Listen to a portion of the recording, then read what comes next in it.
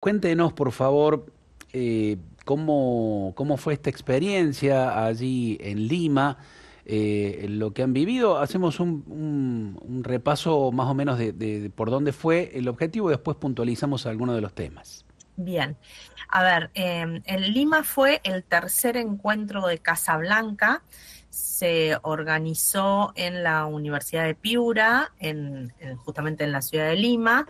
Se dio encuentro de distintos profesionales, porque Casablanca vamos a explicar, vamos a dar un pasito para atrás Sí, primero, si claro. me permiten. Sí, Vamos a sí, por explicar el supuesto. contexto.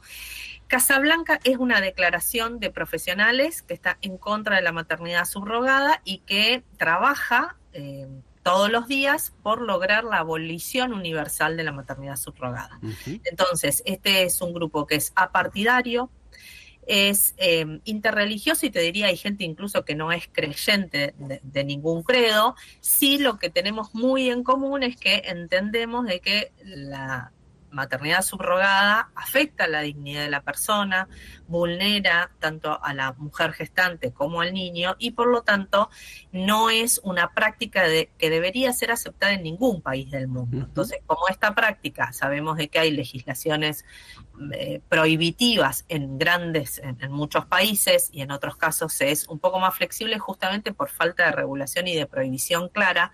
El único camino que tenemos para evitar el turismo reproductivo es que esto se logre una declaración universal que realmente vaya por el camino de la abolición. Ujú. Entonces, Perdón, Casablanca, sí, eso, doctora, el detalle, ¿no? De Casablanca, por las dudas, algunos no conocen, tiene que ver con el nombre de la ciudad de eso iba a Marruecos. explicar, Bien, perfecto. justamente, exactamente. El primer encuentro donde se celebró este primer acuerdo fue en Casablanca, en Marruecos, de ahí toma el nombre, y después de esos encuentros, de ese primer paso, digamos, se sucedieron otros encuentros. El segundo congreso fue en Roma el año pasado, y este año fue en Lima. Este es el tercer encuentro de profesionales en este sector. Y Ujú. no es casual que se haya elegido la ciudad de Lima, porque la realidad es que América Latina se está convirtiendo en un nicho de turismo reproductivo en materia de maternidad subrogada muy fuerte, porque se dan algunas condiciones que facilitan la práctica. Por un lado, por la falta de regulación que hay en la mayor parte de los países, pero también porque somos muy baratos para el mundo, ¿sí? O sea, justamente por la pobreza en la que vivimos y la necesidad que tienen las mujeres en los países de la región, es que es muy fácil encontrar quienes estén dispuestas a poner su cuerpo para este tipo de prácticas, y pagándole muy poco. Tengamos en cuenta que una práctica en un país como el nuestro puede estar, digamos, la mujer puede hacerse de unos $10.000, que es un montón de dinero para una mujer sin recursos en nuestro país, pero en Norteamérica esto puede llegar a costar $100.000. Claro. Entonces, realmente es tanta la diferencia que obviamente nos hace un espacio muy atrayente para gente que quiera este, hacer este tipo de prácticas. Entonces, en Casablanca, para volver a la pregunta Ujú. originaria, se dio un encuentro de profesionales de distintos ámbitos, muchos del ámbito jurídico, pero también había psicólogos, médicos, genetistas, biólogos, donde de alguna manera se fue poniendo sobre la mesa la realidad de lo que sucede en estas prácticas, cómo la justicia está respondiendo ante las faltas de regulación en la región. Se ha presentado también una mirada respecto al vínculo que, aunque quieran borrarse a la mujer gestante de la historia del nacimiento de ese niño, no puede borrarse en lo biológico, porque existen lazos genéticos, lazos biológicos, que aunque no estén vinculados porque la mujer no haya puesto su gameto femenino, el solo gestarlo produce un nexo entre la madre y el niño, digamos, la madre que gesta y el niño, y que esos nexos permanecen por muchos años, o por lo menos por ahora está comprobado que es muchos años, no sabemos si es de por vida, pero sí está comprobado genéticamente que sí se mantiene ese nexo, y que hasta deja eh, señales incluso en el cerebro de la madre que gesta, ¿no? Entonces, que no es un hecho más, no es una sola vasija que va, depositamos algo y después lo retiramos sin ninguna consecuencia o ningún vínculo. Bueno, claramente después hubo fuertes paneles que tienen que ver con la comunicación, por un lado, de lo que tiene que ver con la gestación solidaria, porque sabemos también de que hay todo un mercado que también financia una publicidad muy positiva sobre lo que es la práctica para que esto se pueda comercializar, entonces también hemos trabajado sobre esos aspectos. Y después dos paneles muy concretos, muy fuertes en relación, primero, a la trata de personas, porque la gestación solidaria, la gestación sustituta, sea solidaria o sea comercial, es considerada trata de personas, en lo que tiene que ver con la explotación con fines reproductivos. Y otro que tiene que ver con los derechos del niño, ¿no? Y cómo impacta este tipo de prácticas en los derechos de los nacidos por la práctica.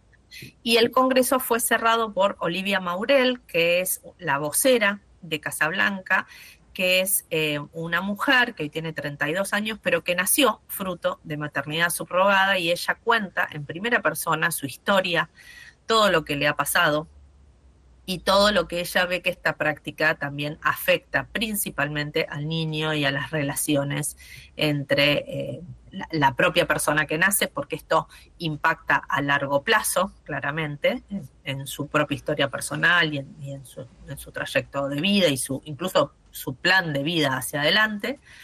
Y bueno, ella es una vocera que es de las que más trabaja asiduamente, te diría todos los días, por lograr la abolición de la práctica, ¿no? ¿Cómo le ha afectado puntualmente a ella, doctora? Si puede contarnos, explayarse un poquitito más acerca de las consecuencias de ser Sí.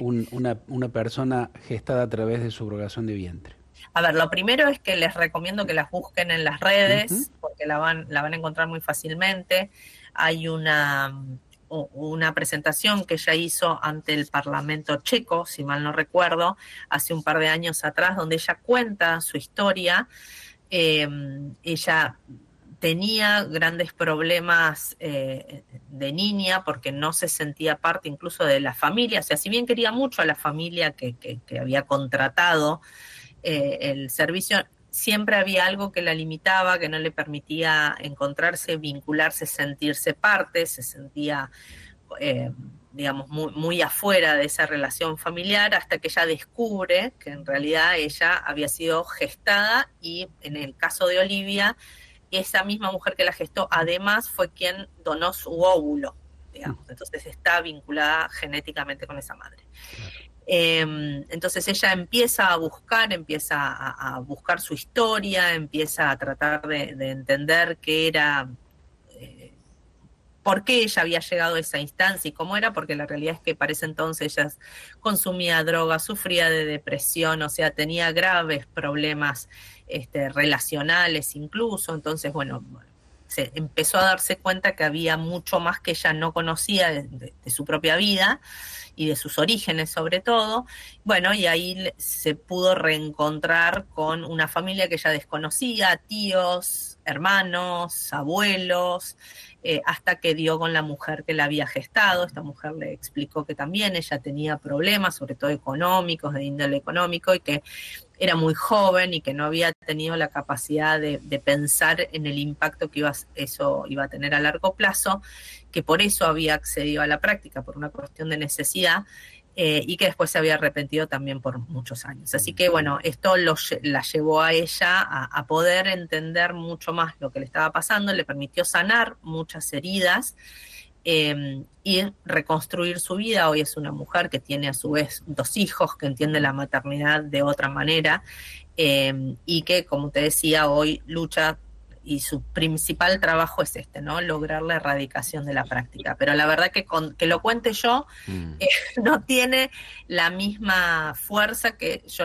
por eso les recomiendo que la escuchen a ella en primera persona, porque lo que ha pasado en su vida y siendo tan joven hoy como ella, tiene la valentía también de contarlo, ¿no? Es muy difícil. Doctora Lorena Bolsón, buen día. Cecilia te saluda. Hola, Cecilia.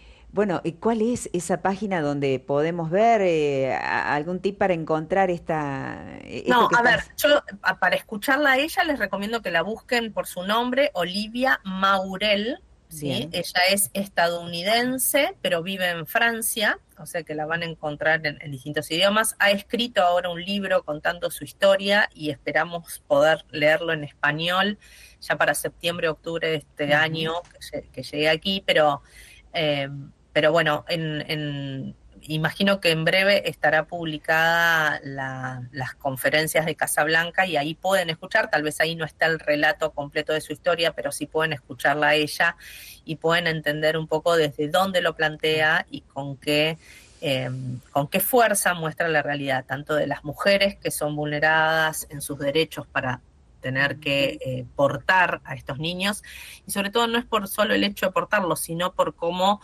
se arranca después al Sí, niño de esa claro. madre, Sí, sí, ¿no? sí, sí. De estos vínculos en sus primeras horas de vida, y después el impacto que eso tiene en los hijos. Pensaba en esto, ¿no? La disyuntiva entre identidad y filiación, ¿no? La confusión enorme que lleva a esto. Y también pensaba en esto de la vida como don de Dios, que es lo natural, lo que conocemos, lo que sabemos. La diferencia es ser hoy un contrato, mirando esto de la subrogación. Y pensaba qué estrategias se analizan, se estudian, ya que has podido participar en esta conferencia tan importante, doctora. A ver, primero, en relación a tu primer comentario en la mirada del niño, en general el niño es el más olvidado en este tipo de acuerdos, Mm, porque tenemos, como dice una gran profesora argentina, Úrsula Bacete, ella suele decir que la legislación últimamente en materia de filiación y de niñez es adultocéntrica, es decir, está centrada en el deseo de los adultos y no en el derecho de los niños, ¿no? Ujú. Entonces hoy encontramos esa mirada, de hecho podemos encontrar varios fallos judiciales en los cuales la mirada del niño es completamente olvidada y uno muy concreto que recuerdo muy bien y es que el propio juez dice no hay un interés superior del niño que proteger porque el niño no existe, pero parece que se olvidó de que gracias a su Mm, permisión ese niño va a existir y sus claro. derechos van a ser vulnerados, ¿no? Ujú. Entonces nos olvidamos de él. Y el hecho de la identidad en la Argentina tiene una larga historia, sobre todo en materia de adopción, en su momento cuando fue la apropiación de niños de la dictadura. O sea, tenemos una gran historia en Argentina que debería hacernos ver la importancia del derecho a la identidad, que no es solamente lo que el niño vive y construye o todas nosotros construimos con el paso de los años, sino que tiene mucho que ver de dónde venimos, ¿no? Muchas personas que ven vulnerado el derecho a la identidad utilizan la idea del espejo, ¿no? Se miran al espejo y no saben de dónde viene ese reflejo, quiénes son verdaderamente, porque no tienen raíz. Un árbol, y esto también lo han utilizado para esta idea, me parece muy hermoso, es nosotros vemos el árbol, podemos ver las hojas, podemos ver las flores y hasta el fruto, pero todo eso se da porque tiene raíces fuertes. Si nosotros no tenemos identidad, difícilmente podamos crecer plenamente como personas, ¿sí? Porque esa identidad nos conecta en una larga cadena de vínculos intergeneracionales, ¿sí? Nos construye como seres humanos. Entonces, no poder tener acceso a esto es muy difícil para una persona para poder construir su camino. Y si esto hemos tomado tanta conciencia a través de los años y hoy está muy bien regulado en materia de adopción, es llamativo que queramos olvidarlo simplemente para favorecer al comercio, ¿no? Y más el comercio de personas. Claro. Lorena, ¿cómo te va? Buen día, Gracias. Cristian te saluda. Hola, Eh, Cristian. Hay algo que hoy también, bueno, buscando hoy junto a Javier, antes de salir al aire, estuvimos descubriendo que tiene que ver con este marketing que se arma cambiando los términos para darle una significación diferente. Ya lo vimos con el aborto. Interrupción Del embarazo. voluntaria del embarazo, aborto es. Bueno, Exacto. aquí también hay un marketing. Contanos un poquito con esto que le llaman maternidad, entre comillas, solidaria. Solidaria, exactamente. Lo que sucede es que en Argentina, bueno, en el mundo también, se trata de, o se utiliza para poder promocionar esta práctica el hecho de que uno siempre piense en las mujeres que realmente son infértiles o que tienen un problema de salud y por lo cual no pueden gestar. Y esto es cierto, ¿no? Esto existe. Ahora, la realidad es que después cuando vos vas a ver las prácticas, la cantidad de esas mujeres que son las que sufren y demás y que están pasando por este proceso no son tantas, sino en general son parejas del mismo sexo o son personas que deciden ser padres de manera sola, digamos, ¿no? Sin una pareja, como puede ser el caso de Marley, que es tan conocido, ¿no? Entonces, eso por un lado. Por otro lado, se utiliza también porque originariamente la práctica era hecha, los niños eran gestados por un familiar o por un amigo cercano de la persona que recurría a la práctica. Pero la realidad es que eso es muy bajo el índice de esas situaciones y que también son muy confusas, digamos. Hay un caso en Estados Unidos, uno de los primeros muy paradigmático, que es que la mujer que lo gestó era la abuela de esa criatura, que a su vez genéticamente había sido formado por las gametas masculinas de la pareja de su hijo, o de su hijo, perdón, eran de su hijo, las gametas masculinas de su hijo y las gametas femeninas de la hermana de la pareja de su hijo, es decir, la tía de la criatura. O sea, esa criatura era hijo biológico de la tía y del padre, digamos, y gestado por la abuela. O sea, es un caso muy paradigmático, esto no es que sea en todos los casos, pero también, digamos, afecta los vínculos relacionales y los vínculos de ese niño y de la familia toda, ¿no? Porque no queda como mucha claridad quién es la madre, quién es el padre, múltiples madres, múltiples padres en estos casos. Entonces, es cierto que se utilizan estos términos para hacerlo, para romantizar la práctica, vamos a decirlo así, ¿no? Romantizar y pensar que es solidario, que es dar el cuerpo para alguien que no puede, pero la realidad detrás oculta una práctica muy cruenta, para que ustedes se den una idea en los proyectos de ley. Justamente esta mañana estábamos trabajando porque estamos en un proyecto de investigación en este caso, y en Brasil, por ejemplo, en algunos proyectos de ley se lo denomina cesión temporaria de útero. Claro. ¿No? O sea, fíjense, ya dejamos de hablar de maternidad, porque ya la que gesta ya no es ya no quieren que se lo vincule con la idea siquiera de que es una madre, o sea que ya no hablamos tampoco de maternidad, hablamos de gestación.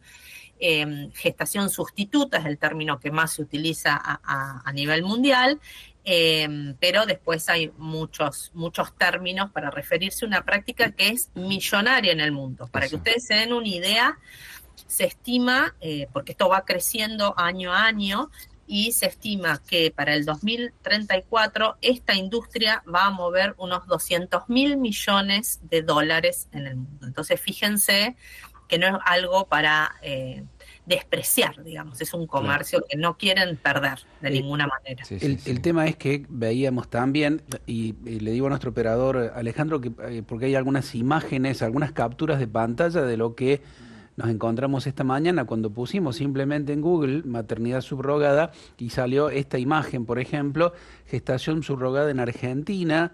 El contacto está allí, después hay otra donde dice concretamente, bueno, por ejemplo, ¿no? Si tú deseas ser padre o madre. Claro, si tú deseas ser padre o madre mediante subrogación en Argentina, Colombia, México, Estados Unidos u otro país, escríbenos por WhatsApp y te podremos dar información, está todo armado, digamos. Bueno, historia, ¿no? es que Argentina, México y Colombia hoy son los 3 países que más producción, vamos a llamarla así, de niños en maternidad subrogada tenemos hacia el mundo, digamos. En general es una práctica muy consumida, tanto por nacionales, pero también del comercio internacional. A pesar de que, según entiendo, la Corte ha fijado... sí, bueno, sí.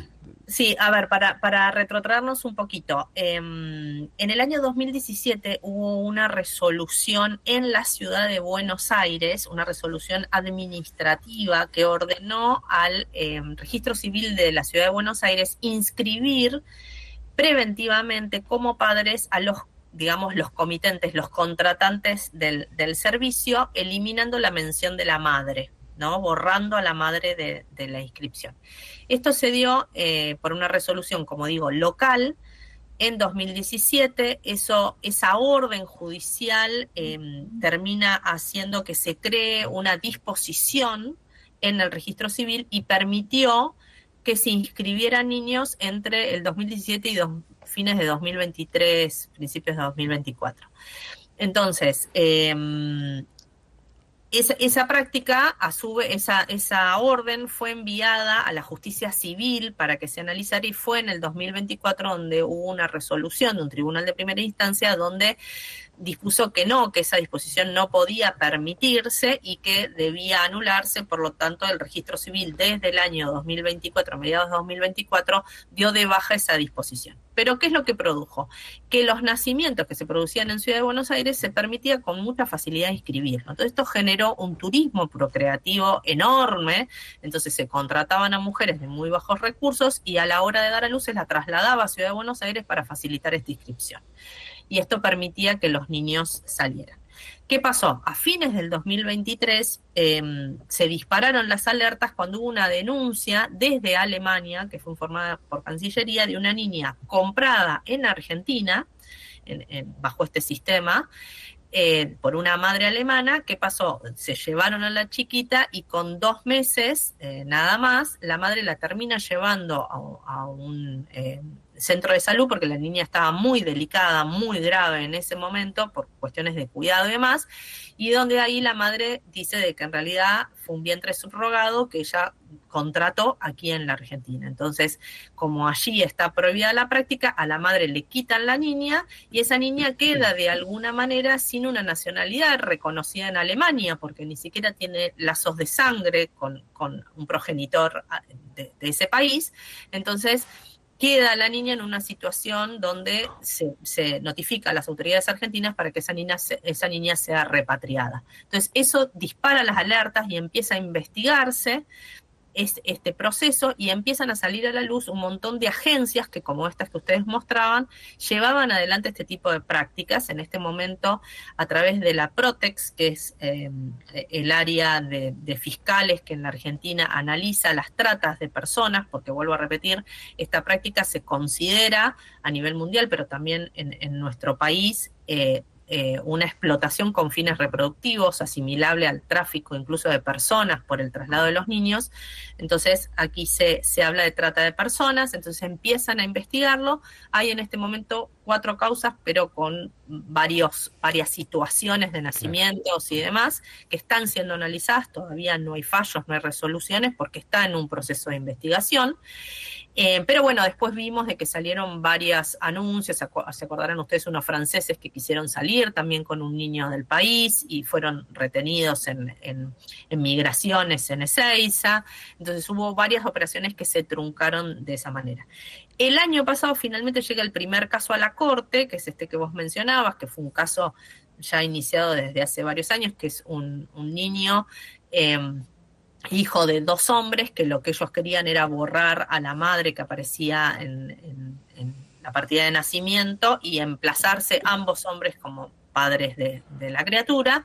Ese caso finalmente llega a la Corte, y la Corte lo que dice es: esto no debe hacerse, no hay un vacío legal en la Argentina, la normativa es clara, consideran a la maternidad subrogada una técnica de reproducción humana asistida, que aquí considero hay un error, porque en realidad no es una práctica asimilable a las técnicas, sino que requiere de las técnicas reproductivas para poder llevarse adelante. Pero bueno, lo que dicen es que como aquí está regulado en el artículo 562 de nuestro Código Civil que madre es quien da luz a pesar de que existan técnicas, digamos, incluso en esos casos, entonces la madre es la que gesta y no existe un derecho, sobre todo en protección del interés del niño y de su derecho a la identidad, de borrar a esa madre. Que en todo caso habrá otros caminos alternativos, como puede ser la adopción de integración, para concretar este deseo de los padres de ambos figurar como padres de la criatura, pero que no habría lugar a esto. Entonces, después de ese fallo uno dice, bueno, la cosa va a cambiar. Lo cierto es que no. Después de ese fallo ya se han producido 2 fallos de primera instancia donde vuelven a declarar inconstitucional el artículo 562, algo que no podrían hacer los tribunales de primera instancia, porque eso es una atribución que le corresponde a la Corte Suprema de la Nación y ya han dicho que no corresponde declarar la inconstitucionalidad, pero por otro lado permiten que las prácticas se lleven adelante. Entonces tenemos jueces muy permisivos en nuestro país y por eso es urgente que haya una regulación que prohíba la práctica en nuestro país, más teniendo en cuenta todo este comercio que se da a nivel internacional. El problema es que tenemos más de 40 proyectos en los últimos 15 años y la mayor parte son favorables a su aprobación. Bien. Doctora Lorena, bueno, por allí los oyentes van aportando cada uno con su parecer, algunos con consultas, bueno, que están relacionadas de alguna manera en esto de la maternidad a toda costa, ¿no? Bueno, parejas que quieren tener un hijo. Por ejemplo, alguien pregunta sobre la fecundación in vitro, si deja secuelas psicológicas en quien ha sido concebido de esta manera. Miren, yo lo que les puedo contar, no soy médica y no me especializo en ese ámbito. Sí les puedo decir de que hay muchos estudios que están siendo objeto justamente del trabajo con niños que han nacido fruto de las técnicas. Muchos de ellos, sobre todo, hacen ese clic cuando ellos mismos se convierten en padres, porque entienden el nexo importante que existe ahí en la paternidad y en la maternidad. Lo que sí les puedo contar es que hay muchos movimientos de niños nacidos por técnicas que lo que buscan es que se prohíba el anonimato, que ellos tengan la posibilidad de saber quién, digamos, no porque no quieran a la familia que los ha encargado, digamos, no tiene que ver con un reclamo desde ese lado, sí, porque ellos quieren saber de dónde provienen, y les diría que aún más de saber quién fue el donante o la donante del material genético, lo que más les preocupa es encontrar a quienes han nacido de la misma manera y que pueden estar vinculados genéticamente, es decir, sus hermanos. Hay mucha preocupación por, digamos, y ellos lo plantean, vamos por las calles y vemos gente que se nos parece y automáticamente es inevitable no pensar que puede haber algún vínculo familiar entre ellos. Entonces es lo que más les preocupa encontrar, y en esto hay movimientos que ustedes los pueden encontrar en un libro muy conocido en Estados Unidos, donde se han hecho muchas entrevistas en este sentido, pero por ejemplo en Australia hay todo un movimiento de chicos que buscan a sus hermanos y que buscan encontrarse con quienes genéticamente están vinculados a ellos, movidos por los propios chicos. Así que evidentemente hay un impacto muy grande en lo que tiene que ver con la psiquis y el desarrollo. Lorena, bueno, a propósito del tercer congreso, pudimos profundizar en este tema, lo queremos tener muy presente aquí en Radio María de manera permanente, porque, claro, la clave, me parece, en el discernimiento que uno puede hacer comunitario y también personal, está en que estas cosas están llevando a una suerte de esclavitud moderna, ¿no? O comercialización de la vida humana, instrumentalización de la mujer como si fuera un envase, un objeto. Me parece que son las claves que tenemos que tener en cuenta para discernirlo, ¿no? También comunitariamente, más allá de las cuestiones que, bueno, individuales y personales que hay y los deseos. Te agradecemos muchísimo. Muchas gracias a ustedes. Vamos a seguir convocándote, bueno, por todo lo que nos aportas en este sentido, y es un tema que hay que tenerlo en cuenta, porque tiene que ver cada vez más con la vida concreta. Así que gracias, Lorena. No, Bolson. Gracias a ustedes por el tiempo y a disposición. Cuando quieran nos vemos. Muy amable. La doctora Bolson es, bueno, experta, como habrán visto, en este tema allí por la Universidad Austral. Integrante y muy comprometida con esto. Si quieren buscar más datos sobre el movimiento, ¿no? Casa Blanca, ponen Casa Blanca, maternidad subrogada